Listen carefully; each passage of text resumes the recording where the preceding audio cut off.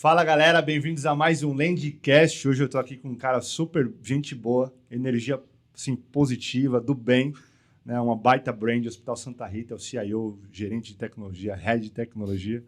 Anselmo, muito obrigado pela tua presença, cara. Estou bem feliz assim, por você ter aceitado o nosso convite. O Anselmo tem mais de 15 anos de experiência, cara. Exato. Muitas cicatrizes aí, né? A gente tenta manter aí, né? Mas o desafio é grande, estamos aí nessa jornada. Um prazer estar aqui também. Muito legal. Passou por Unimed, Bionexo, enfim, tem bastante história para contar. Tá? E hoje a gente vai entrar bastante sobre tecnologia, estratégias de tecnologia, né? Dicas para vocês que querem um dia se tornar um executivo de sucesso, né? E falar um pouquinho da vida dele também, que acho que é importante. É difícil falar da gente, cara. Eu tenho uma dificuldade absurda. O lado profissional acaba engolindo a gente, encolhe, mas né, cara? Existe todo um arcabouço pessoal que a gente não pode deixar de lado. Cara, não pode. Às vezes eu falo pra galera, fala um pouquinho sobre você, aí o cara fala 5 segundos dele, depois vai pro profissional. E é normal, acontece. Quem né? é a pessoa física, né? Acaba colocando crachá muito no dia a dia. Legal. E, Anselmo, fala um pouquinho de você. Vamos tentar falar da gente. Quem que é o Anselmo? O que ele gosta de fazer? Quais são os hobbies do Anselmo? Tem filho? É casado? Fala de você, cara. Bacana. Bom, olá a todos. Anselmo Carvalho. Eu tenho um filho maravilhoso, uma família maravilhosa, minha esposa. Falar do dia a dia, né? Meu hobby predileto, sem sombra de dúvidas, é música. Legal. Sou um assíduo colecionador aí de CDs, discos de vinil. Mergulho no universo da música mesmo. E a gente busca também, né, conciliar a curtição aos finais de semana, passeios, enfim, aproveitar os momentos que, infelizmente, são poucos, mas intensos com a família. Que legal, cara. Você toca? Você curte só escrever? Como que é? Só toco campainha. Eu curto ouvir. Sou muito eclético, né, no universo da música, de MPB a heavy metal. Tenho absorvido aí o hobby do disco de vinil, muito impulsionado pela pandemia, né? A gente acaba fazendo de tudo, se esgotou as possibilidades, e aí eu mergulhei no universo do vinil e busco toda semana contar um pouquinho da história, seja daquela banda, daquele disco, compartilhar aí um pouquinho com quem não conhece tanto. Muito legal, cara. E hoje a gente vai falar de um tema bem importante, né? Que é vida, né? Hospital, né? E é diferente, né? Como que você enxerga esse salto, essa evolução de tecnologia dentro do setor tão complexo assim, cara? No hospital nós dizemos que são pessoas cuidando de pessoas. A indústria da saúde, por incrível que pareça, tem sido a indústria que menos se desenvolveu ao longo das décadas, né? Nós vemos aí Fordismo, Toyotismo, a indústria automobilística de uma forma geral, a indústria da ciência também, né, evoluindo a passos gigantescos, enquanto a saúde se apegou à segurança do paciente, se apegou à qualidade do atendimento. E agora busca muito a intensidade dos processos. Então, trazendo de outras indústrias métricas, trazendo de outras indústrias indicadores, trazendo de outras indústrias processos que vão ajudar o lado operacional a dar esses passos largos. Que legal, bastante. Tem muita... Eu estava conversando com o Alex do Alacora aqui, um abraço, Alex, inclusive. Um abraço, Alex. Ele falou, Vini, tem muita coisa ali atrás, você não sabe. Por exemplo, ele falou, o exemplo que ele deu no podcast, tem uma máquina de ultrassom, de rádio, Sim. Enfim, que se para com a pessoa lá dentro, tem que chamar todo um pessoal, não pode simplesmente sair, assim. Deve ser muito difícil nessa área, né? Principalmente... Eu costumo dizer que o universo da saúde acaba engolindo a gente, porque a gente, quando atua, né, numa instituição de saúde, a gente respira 24 horas por dia essa instituição. Legal, né? legal. As coisas estão lá acontecendo e no back-office, seja durante o expediente, seja fora dele, a gente está pensando na instituição. Então, eu digo que são os heróis ocultos, né? Que no dia a dia atuam aí para fazer essa orquestra rodar bem. Legal, muito bom. Você é formado em Sistemas de Informação e Gestão Hospitalar? Conta um pouquinho pra gente, cara. Eu costumo dizer que tanto a trajetória profissional quanto a acadêmica não fiz uma carreira em Y, mas sim em zigue-zague, porque eu tenho formações múltiplas, então sistemas da informação, desculpa, e projetos, né, gestão de projetos como pós-graduação. Depois eu fui para a gestão hospitalar. Acho que é fundamental e muita gente me criticou na época, né? Por que fazer uma outra faculdade ao invés de uma pós, um MBA em gestão hospitalar? Mas eu compreendi que é na faculdade que a gente recebe todos os princípios básicos e não somente uma formação executiva. Então, ter as matérias ligadas principalmente ao assistencial fez muito sentido no curso de gestão hospitalar. E, por fim, recentemente fiz 2 especializações como MBA e pós em gestão de pessoas. Afinal de contas, à frente da gestão de times de alta performance é fundamental você saber lidar com pessoas. Tecnologia é o meio, né? Tecnologia é o meio. É o meio, literalmente. Né? E hoje você tem alguma abordagem, né, para liderar as equipes de tecnologia, para de fato ali criar as pontes com a área de negócio, enfim? No nosso hospital, o nosso CEO, o Dr. Wagner Marujo, ele reforça muito para mim nas nossas reuniões que eu tenho que sempre pensar na melhor forma de vender a TI. Né? Vender a TI para todos os stakeholders, para todos os interessados. Né? Então, transmitir para o time essa visão de negócio, transmitir para o time essa importância da comunicação e importância de sempre dar uma roupagem comercial a tudo, seja um atendimento de nível 1, seja a entrega de um projeto incrível envolvendo inovação, é fundamental você levar com essa roupagem comercial, e é isso que eu passo para o time. Não basta ser bom, tem que saber se vender, né? É isso. Assim. Na prática, assim, a frase parece ser pesada, mas não é, cara, porque se você é bom e não sabe de fato se vender, mostrar o que você fez, o que o teu time fez. E esse é o grande desafio da área de tecnologia como um todo. Né? Uma área repleta de excepcionais profissionais, inteligentíssimos. Assim, gente inteligentíssima, com uma formação acadêmica e um conhecimento técnico gigantesco, mas a comunicação eu sinto que é um calcanhar de Aquiles no geral, né? Generalizando ali na área de TI. Então, levar isso para o time, transmitir essa visão e fazer isso chegar na ponta vem sendo a minha grande tarefa. E a galera de tecnologia tem uma dificuldade absurda em falar, né? Se expressar. Eu tinha, cara, assim... Eu acredito que todo mundo, né?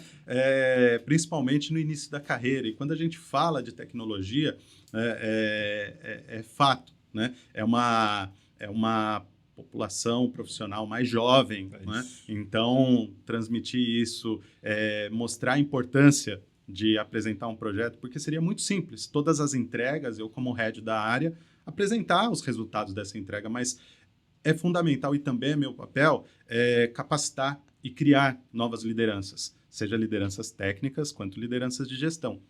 Então, ter um time com a mesma habilidade e facilidade que gestores apresentam os seus indicadores, ter um time apresentando esses indicadores, esses resultados, falando com as áreas, desenhando os projetos, é importante. É importante, né? E você falou de pessoas, né? Fez MBA, enfim... para fazer a gestão de pessoas, né? Eu costumo dizer que eu aprendi isso com o Sandro Benelli, que é um The Voice, top voice do Brasil, do LinkedIn, enfim, baita cara, inclusive, um abraço, Sandro. Ele fala, o diretor, ele dirige, o gerente, ele gere, né?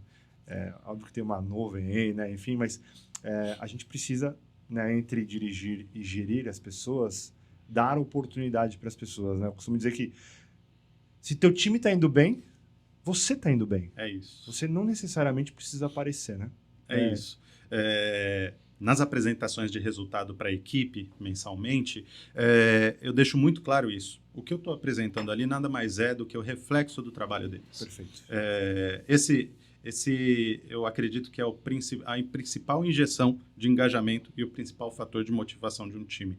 É ele ter a visibilidade do resultado do trabalho dele. E o resultado direto, que são os indicadores da área, e o resultado indireto, que é o paciente nas redes sociais, falando bem do atendimento que ele recebe na nossa instituição, as áreas apresentando avanços devido a uma entrega que a área de tecnologia fez. Isso é fundamental para o time manter-se com esse espírito de satisfação no dia a dia. Muito bom. E é difícil, né? Porque É que hoje mudou bastante, né? Mas antigamente o gestor ele tinha medo de dar ali, de fato, né? Assim, vai, turma, confio em vocês, né? Ele centralizava muitas coisas. E você vê as coisas... Mudaram muito as coisas, né? De um tempo para cá, né? De dar oportunidade para o time criar as pontes, enquanto, né?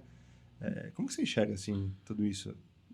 Quando você olha a pirâmide, né, estratégica, tática e operacional, de fato, o gestor era o responsável por preencher ali a Excellândia com todos os indicadores da área, ele ia à frente do palco apresentar os resultados em uma agenda de diretoria, e todas as entregas levavam sempre o nome dele. Nós, principalmente motivados pelas mudanças geracionais, né? Nós, como gestores, vivemos hoje, pelo menos, né? Na minha equipe eu passo por isso, eu convivo com pelo menos 3 gerações.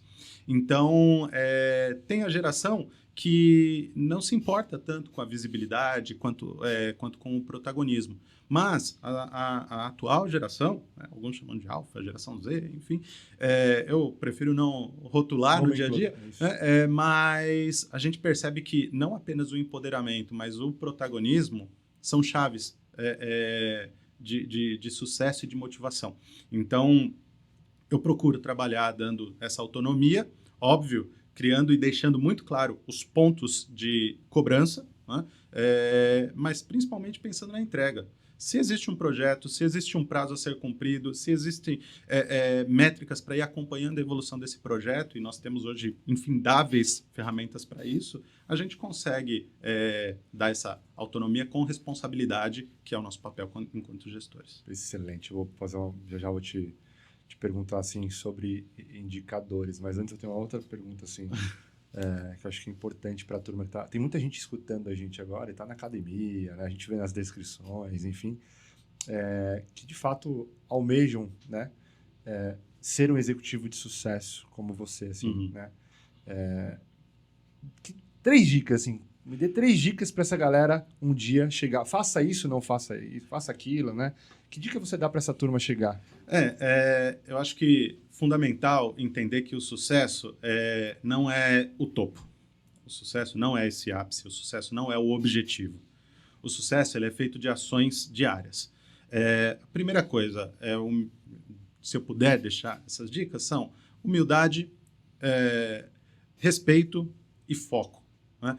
Quando a gente pensa na humildade, eu acredito que nada se constrói sozinho e nada se constrói do dia para a noite. Então, é fundamental declarar isso e ter ao seu lado pessoas que, eu não digo que tenham empatia pelo seu propósito, mas que comunguem do mesmo propósito. O respeito, em deixar claro e declarado os desafios que haverá no meio do caminho. Eles vão existir e é fundamental você se manter na linha e não pisar, sair do branco para o preto, né? Você andar ali na linha tênue, deixando o time certo que eles estão em um ambiente saudável e não tóxico, que independente dos erros que vão acontecer, e é uma coisa que nós temos também como premissa na nossa instituição, o famoso R rápido e R com os nossos valores, né? E por fim o foco, porque se desvirtuar no dia a dia eu costumo dizer também para a nossa equipe que ele engole a gente. Então é fundamental não cair no ostracismo, manter o foco e atingir os objetivos. Que dica, hein, cara? Que dica. Muito legal, assim. Acho que E network acho que é extremamente importante, né? Fundamental. Eu demorei muito para aprender que o network era extremamente importante, né? Na área de tecnologia. Quando a gente fala, né, dos relacionamentos, também, como o dia a dia engole a gente, eu comentei, é desafiador você criar momentos para se relacionar, para criar esse network. E ele é fundamental. Eu deixo claro para a equipe que eles vão entregar valor e eles vão perceber um salto na carreira deles quando eles pegarem um dia ou metade de um dia no mês e participar de um café da manhã com fornecedores e outros gestores, quando eles participarem de eventos, sejam gratuitos, sejam pagos, mas tanto focados no lado técnico, quanto focados principalmente em pessoas, em gestão de pessoas, eventos que falem de oratória, eventos que falem de temas totalmente alheios ao dia a dia de tecnologia, né? E eu fomento isso. Nós temos algumas instituições e associações no setor da saúde que promovem, né, com bastante frequência esses encontros, e a gente busca de forma ordenada, claro, o show tem que continuar nos bastidores, mas a gente busca sempre ter um representante da equipe, um participante da equipe acompanhando esses movimentos para criar, de fato, esse network. Muito legal. E assim, eu desse lado da mesa agora, né? Acelerei muito essa parte de network, né? E hoje, por exemplo, a gente tem 3 vagas abertas. Uma de CIO, né? E 2 de gerente sênior. E aí você pinga a galera, ó, tem uma oportunidade boa aqui, enfim, precisa de inglês, né? Uma delas precisa de inglês e francês. E aí você recebe o currículo da galera, né? Do gerente. Você fala inglês? Fala. Vamos bater um papo? E o cara não fala o inglês. Então, assim, vou chover no molhado. Inglês também é extremamente importante, né, turma? Acho que... Assim como décadas atrás, ter uma faculdade era um diferencial, o inglês, durante muitos anos, principalmente pelo brasileiro, ele acabou sendo visto como aquele plus, né? Só que não é. Hoje é básico. Uma formação superior é básica, um inglês é básico, mas aí vem um adendo, né? Uma tangente que eu faço para a área da saúde. Assim como a área da saúde, para muitos aspectos, ainda nessa parte de processos, precisa dar saltos largos, na parte do idioma isso pega também, sabia? Porque o dia a dia acaba não exigindo isso. É isso aí. Eu vou falar de forma bem genérica, mas em mais de 90% das instituições no Brasil.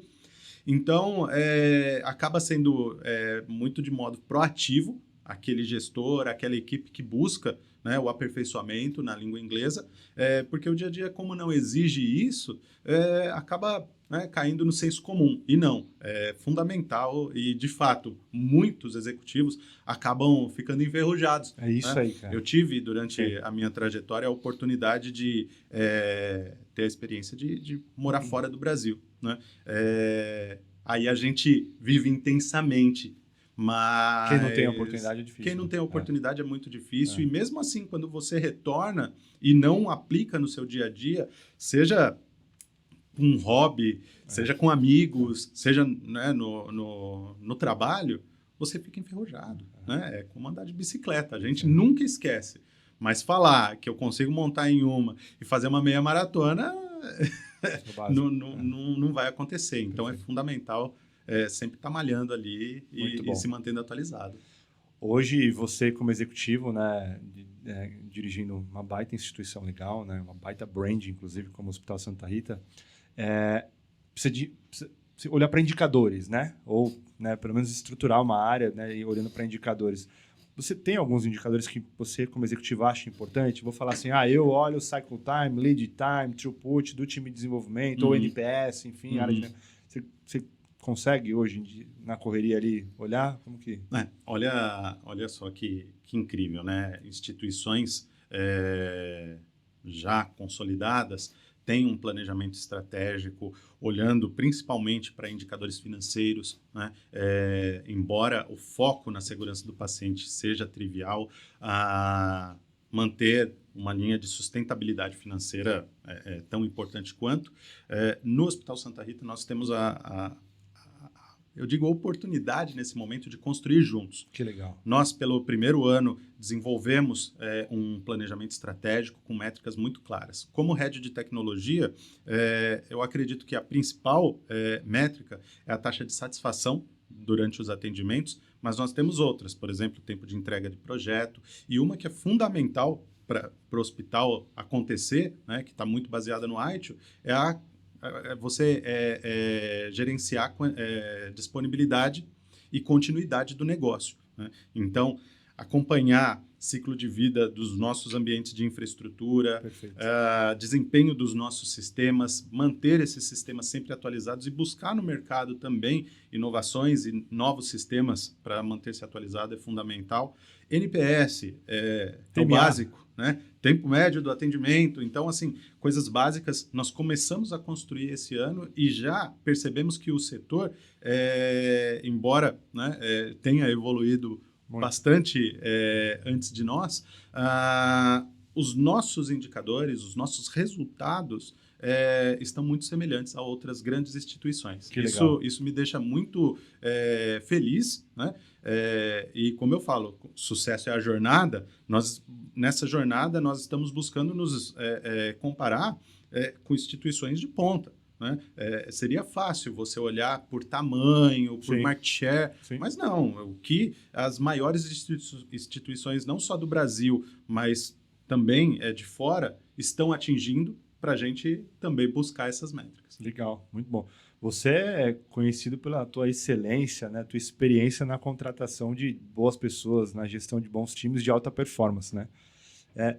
Quando você vai entrevistar uma pessoa, qual que é a estratégia? O que você procura ali naquela pessoa para, de fato, trazer ela para o time? Primeiro, eu acho que a excelência é modéstia sua, mas eu agradeço pelo reconhecimento. É fato, né? A gente traz pessoas na nossa bagagem. A gente traz pessoas na malinha ali, são profissionais que nós, no passado, ajudamos a capacitar, ajudamos a formar, então acabam virando referência para a nossa trajetória. Isso ocorre em todos os setores, né? Grandes gestores formam seus times e acabam carregando seus times. Mas a primeira coisa que eu abordo é o lado comportamental e o plano de carreira. Né? Eu falo que o nosso emprego não é nosso, é da instituição. Perfeito. Nós ocupamos a posição. Estamos. Né? Mas a carreira é nossa. Então, entender de um candidato qual é a expectativa dele, né? Curto, médio, longo prazo, é importante.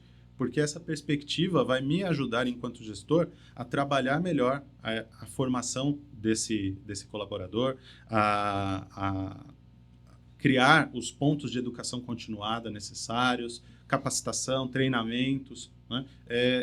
Tentando ser também uma válvula propulsora desse sucesso. Né? Nós não queremos apenas extrair, absorver a mão de obra, nós queremos formar pessoas para o mundo. Muito legal, muito.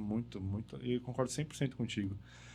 E dá para implantar ITIL numa instituição, né, de saúde? É complexo? Como que você vem fazendo isso? Por osmose, eu acredito que quando um profissional se capacita, se certifica no ITIL, ele acaba levando as boas práticas, seja por onde ele passar. Agora, falar em implantação, no by the book, ali, no passo a passo, é um desafio, principalmente na sua totalidade. Algumas coisas são mais simples. Gestão de mudanças, incidentes, problemas. Agora, quando você fala e entra na segurança da informação, na alta disponibilidade, redundâncias em múltiplas regiões, aí começa a ser um grande desafio, porque isso não envolve só metodologia, envolve custos. E quando a gente fala dos custos, para um gestor de TI mostrar que isso tem um retorno de investimento é desafiador.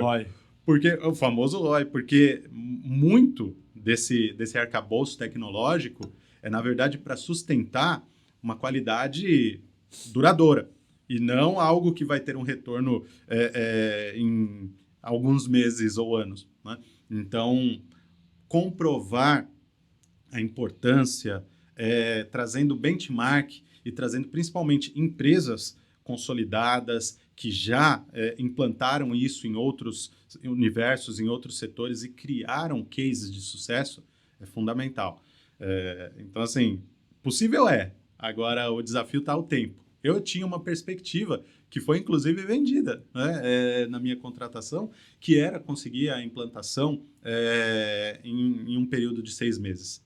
Estamos agora no segundo ano e agora que nós podemos minimamente olhar no horizonte e falar, lá está o ITIL, lá estão as boas práticas. Então, o tempo é um ofensor, mas que bom que a gente tem de novo, foco e a gente consegue percorrer isso e buscar isso. Que legal. Você já foi premiado por iniciativas de empreendedorismo, é isso? É isso. O ano era 2016. Eu havia ingressado em uma startup de comunicação com pacientes. Quando o mato estava alto, o termo chatbot, inteligências artificiais que já não existe mais como o Watson, ainda estavam patinando, estavam engatinhando, nós desenvolvemos uma solução que foi premiada pelo acompanhamento de pacientes em vários perfis, né? Por exemplo, pacientes do SUS, gestantes do SUS, do momento da descoberta da gravidez até a conclusão do ciclo da primeiríssima infância, monitoramento de pacientes de operadoras de saúde de hospitais crônicos. Então, foi uma iniciativa muito bacana, reconhecida pela Fundação Bill e Melinda Gates, reconhecida também pelo projeto de inovação do Bradesco, InovaBra, entre outros, né? De tudo isso, o que eu tiro, né? Gerar um negócio que causa impacto foi uma experiência não só profissional, mas de vida, que para mim fez muito sentido. Acima, inclusive, do prêmio propriamente dito, né?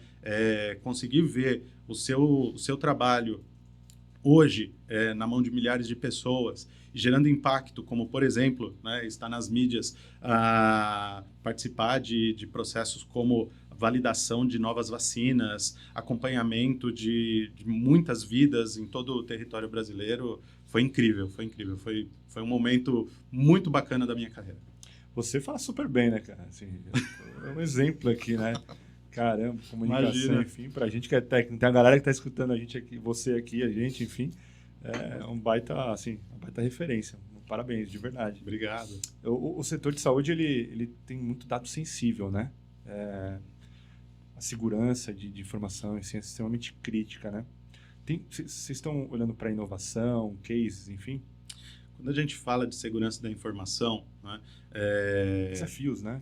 Nós vimos grandes problemas ocorrendo no mundo todo, né, com roubo de dados, invasões. O setor da saúde desenvolveu um índice, né, de maturidade em cibersegurança e privacidade de dados, que lá no hospital a gente busca desenvolver um plano de ação para conseguir mitigar esses riscos. Eu acho que o grande ponto da saúde é que a gente lida o tempo todo com esses dados sensíveis. Algumas outras instituições, esses dados sensíveis estão ligados a contratos, não permeiam o dia a dia do negócio, né? Na saúde, não, né? Na saúde é uma grande celebridade hospitalizada, é um grande procedimento realizado. Então, o cuidado, eu acho que é dobrado, né? É tonificado, né? E aí o grande X da questão é quem está do seu lado. Qual é o parceiro que você tem no background, no back-office, te apoiando. Porque, de fato, a gente pode ser muito conhecedor, a gente pode ter uma equipe de alta performance que trabalha super bem, mas a gente está, eu falo, né, muito com um olhar de funil no dia a dia. É um fornecedor parceiro que vai ter essa visão 360 graus, falando, olha, saiu um novo ataque que foi divulgado na Rússia e agora a gente já tem que criar algum arcabouço aqui no Brasil para garantir a segurança na nossa instituição, né? Só um parceiro especialista fazendo isso que vai nos trazer resultado, né, que vai nos trazer segurança de fato. Você tem algum ritual para se atualizar nessa avalanche? Eu vi que a cada 6 segundos abre-se uma nova consultoria de dados e tecnologia no mundo, né, nessa avalanche. Você tem algum ritual lá? Eu, por exemplo, eu chego aqui, abro o exame, Estadão, sabe? Vou dar uma lida, assim, escuto o Tourinho, enfim. O que você tem algum ritual, cara? Olha, nessa avalanche de informações, as redes sociais, elas acordam antes da gente. Então, é fato, eu acabo consumindo alguns canais de grande relevância, principalmente no Instagram.